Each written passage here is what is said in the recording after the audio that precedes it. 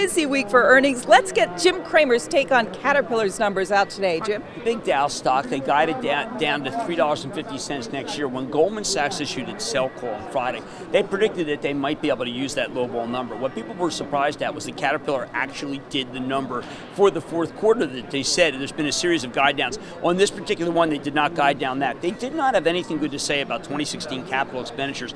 I'm very worried about capital expenditures. If you take a look at Rusty Brazil's work saying, he's the domino effect in RBN. He's saying a dramatic cutback in capital expenditures in the oil patch. That's going to impact Caterpillar. China going to impact Caterpillar. They put it on a good face. I am concerned about the dividend. I do think the capital expenditures will be down across the board worldwide. That was confirmed by the CEO. Do I want to buy the stock?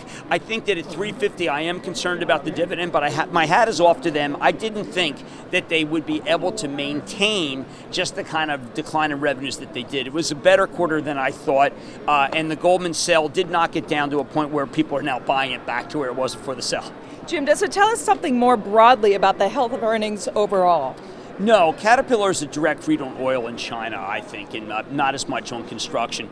If the U.S. government had things down and we had a gigantic, we had a tax on oil and they'd start rebuilding our roads, then what you say is the construction equipment business of Caterpillar could override this business that I think is regarding, about oil and gas. But if you take a look at United Rentals, which is down really badly and does have oil and gas exposure, you recognize how potent the oil and gas market can be if capital expenditures come down again in 2016, which is something that Schlumberger, Core Labs, which was on Mad Money last night, and Halliburton have all been saying. So, you know what, you can buy Cat for a trade. I am concerned about a worldwide slowdown in capital expenditures. Obviously, the Fed isn't, or the Fed would have ruled out a March rate hike. Jim Cramer, as always, thanks for that insight. I'm Rhonda Schaffler for TheStreet.